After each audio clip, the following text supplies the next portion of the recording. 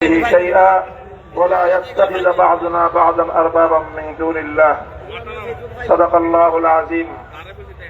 ইসলামী আন্দোলন বাংলাদেশের উদ্যোগে আয়োজিত চরমনাই দরবারে অনুষ্ঠিত আজকের এই ঐতিহাসিক ওলামা মাশায়েখ সম্মেলনে উপস্থিত ইসলামী আন্দোলন বাংলাদেশের মুহতারাম আমির পীর সাহেব চরমনাই সৈয়দ রেজাউল করিম হাফিজাহুল্লাহ, অন্যান্য শীর্ষ ওলামায়ে কেরাম এবং সমবেত ওলামা মাশায়েখ, আমার প্রাণপ্রিয় ধর্মপ্রাণ মুসলমান ভাই ও বন্ধুগণ, সংক্ষিপ্ত পরিসরে কয়েকটি কথা। আজকের বাংলাদেশের বিশেষত জাতীয় রাজনৈতিক প্রেক্ষাপটে ওলামায়ে কেরামের সামনে এক ঐতিহাসিক সুযোগ এসেছে এবং সুযোগ আসার কারণে তাদের কাঁধে ঐতিহাসিক জিম্মাদারি এবং দায়িত্ব বর্তেছে।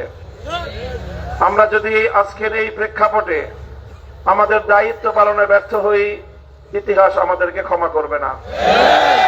এই জন্য যাদের কাঁধে দায়িত্বের বোঝা, আমরা শুধুমাত্র এক একজন ব্যক্তি নই।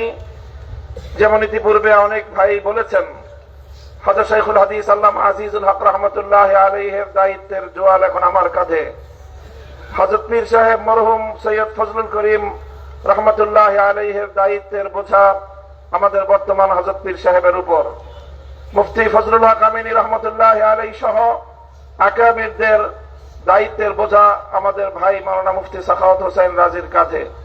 এমনি ভাবে আমরা বর্তমান প্রজন্ম আমাদের পূর্বসূরীদের রেখে যাওয়া একটি সুন্দর প্ল্যাটফর্মের উপর আজকে আমরা দাঁড়িয়ে আল্লাহর দ্বীনের কাজ করার সুযোগ পেয়েছি। কাজে এই জায়গা থেকে আজকের এই জাতিকে যদি আমরা নেতৃত্ব দিতে, যথাযথ দিক নির্দেশনা দিতে যদি আমরা ব্যর্থ হই, তাহলে আমাদেরকে অনেক বড় মাসুল গুনতে হবে, দুনিয়াতেও এবং আখিরাতেও। আমি আজকের যে জাতীয় চাহিদা, বিশেষ করে সারা বাংলাদেশের সকল ধর্মপ্রাণ শুধু নয়, যারা ধর্মকে ভালোবাসে অন্তত তারাও, ইসলাম প্রেমী সকল মানুষের অভিন্ন চাহিদা হলো ইসলামী নেতৃত্ব তারা ঐক্যবদ্ধভাবে জাতির সামনে অগ্রসর হোক, জাতির সামনে উপস্থিত হোক। আমি আমার দীর্ঘ যে পর্যবেক্ষণ বাংলাদেশের ধর্মীয় এবং রাজনৈতিক অঙ্গন নিয়ে, সেটা আমি দেখি যে বাংলাদেশে আমরা আলহামদুলিল্লাহ ইসলামিক দৃষ্টিকোণ থেকে আমাদের পার্শ্ববর্তী উপমহাদেশের অন্যান্য দেশের তুলনায় আমরা অনেক সহনশীল একটি জায়গায় রয়েছি। আমাদের বাংলাদেশে ইসলামপন্থীদের মধ্যে পারস্পরিক ঈমান এবং কুফরির কোনো ইখতিলাফ নেই, মতবিরোধ নেই, যেটা আমাদের পার্শ্ববর্তী দেশগুলোতে রয়েছে। সেখানে শিয়া সুন্নির মতো জটিল বিরোধ রয়েছে। এরপরও সেই সকল দেশগুলোতে আমাদের ওলামায়ে দেওবন্দ তারা নেতৃত্ব দিয়ে সেই শিয়া সুন্নি সহ অন্যান্য বাতিল পন্থীদেরকেও বৃহত্তর ঐক্যের মধ্যে তারা তাদেরকে সামিল করে জাতির সামনে ঐক্যবদ্ধভাবে নিজেরা উপস্থিত হয়েছেন। তা আমি মনে করি বাংলাদেশে এখন ইসলামিক অঙ্গনে 4টি পক্ষ রয়েছে, যাদের মধ্যে আমাদের মধ্যে বিভিন্ন শাখাগত, ফিকহি মাসআলাগত এবং বিভিন্ন আকীদার খুঁটিনাটি বিষয়ে, ঈমান এবং তাওহীদ এবং রিসালাত আখিরাত ছাড়া আকীদাগত অন্যান্য কিছু বিষয়ও আমাদের মধ্যে মতপার্থক্য রয়েছে। তবে আমরা সকলে একটি কথায় একমত, সেটি হলো আল্লাহর জমিনে আমরা ইসলামী হুকুমত কায়েম করতে চাই। এই এক কথার ভিত্তিতে এটাই হোক আমাদের আগামী দিনের রাজনৈতিক ঐক্যের বুনিয়াদ। যারা যারা আল্লাহর জমিনে কোরআনী শাসন কায়েম করতে চায়, তারা আমরা আগামী দিনে একটি ব্যালট বাক্স নিয়ে জাতির সামনে আমরা এক মঞ্চে হাজির হব। আমি মনে করি বাংলাদেশে অনেকগুলো ইসলামিক মহল থাকলেও বাংলাদেশে ধর্মীয় এবং ইসলামী সেক্টরের কিয়াদত ওলামায়ে দেওবন্দের হাতে। এটার মধ্যে কোনো ধরনের দ্বিমত অথবা কোনো সংশয়ের কোনো অবকাশ নেই। বাংলাদেশে যদি 4 লক্ষ মসজিদ থাকে, 3.5 লক্ষ মসজিদের ইমামতের এবং মিম্বারের দায়িত্ব ওলামায়ে দেওবন্দের হাতে। কাজেই ধর্মীয় সকল অঙ্গনগুলোকে ঐক্যবদ্ধ করার ঐতিহাসিক দায়িত্ব ওলামায়ে দেওবন্দের কাছে। আর এ কথা অস্বীকার করার কোনো উপায় নেই।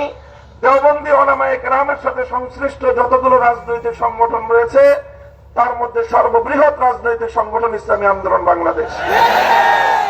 সেই জায়গা থেকে ইসলামী আন্দোলন বাংলাদেশের দায়িত্ব সবচেয়ে বেশি।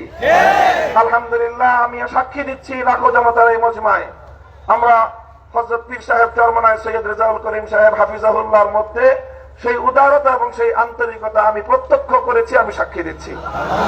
এজন্য আমরা আশাবাদী আগামী দিনে ইনশাআল্লাহ আমাদের ঐক্য প্রতিষ্ঠিত হবে।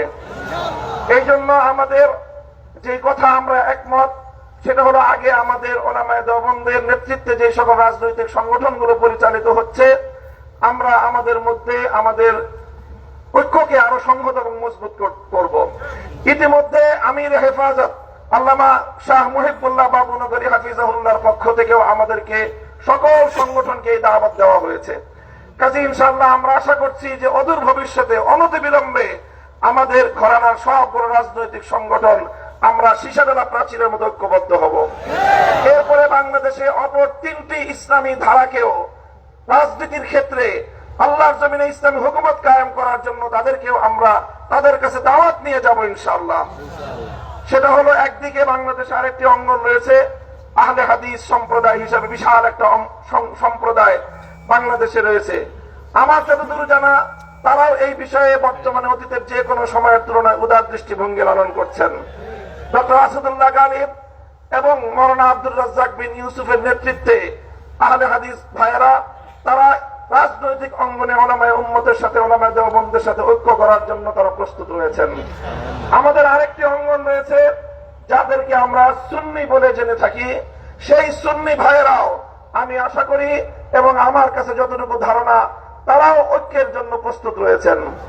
তৃতীয় যে আরেকটি গ্রুপ রয়েছে জামায়াতে ইসলামী বাংলাদেশ, যারা দীর্ঘদিন ধরে রাজনৈতিক অঙ্গনে আল্লাহর জমিনে আল্লাহর আইন বাস্তবায়ন করার স্লোগান নিয়ে যারা কাজ করছেন, তাদেরকে আমরা উদাত্ত আহ্বান জানাবো এবং তাদের কাছে আমরা দাওয়াত নিয়ে যাব।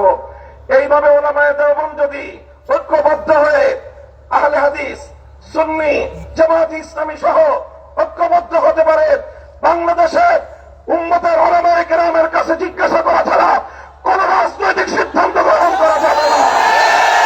বাংলাদেশ ইনশাআল্লাহ আল্লাহর নিজাম অনুযায়ী চলবে, কোরআনী শাসন বাস্তবায়ন হবে ইনশাআল্লাহ। সেই দিন আমরা দেখতে পাবো, আমাদের হায়াতে আমাদের জীবদ্দশায় দেখতে পাবো। আমি আশা করি আগামী নির্বাচন হবে আমাদের জন্য সেই ধরনের বৃহত্তর একটি ঐক্য জাতিকে উপহার দেওয়ার মোক্ষম সময়। আমি আপনাদের সকলের কাছে দোয়া চাই যে এভাবে যেন আমরা আমাদের ভূমিকাগুলো পালন করে যেতে পারি।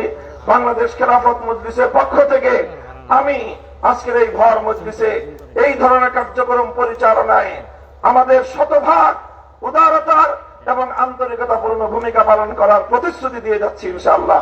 নাসরুম মিনাল্লাহি ওয়া ফাতহুন করিম। আসসালামু আলাইকুম ওয়া রাহমাতুল্লাহ। সংগ্রামী সাথী ও বন্ধুগণ, উলামা মাশায়েখ সম্মেলনের পর্যায়ে গুরুত্বপূর্ণ বক্তব্য রাখবেন ইসলামী আন্দোলন বাংলাদেশের মহতরম সিনিয়র নায়েব আমির, ২৬-এর গণঅভ্যুত্থানের অবিসংবাদিত রাহবার হযরত মাওলানা মুফতি সৈয়দ মোহাম্মদ ফয়জুল করিম শেখ ফয়জুল করিম শেখ চরমনায়।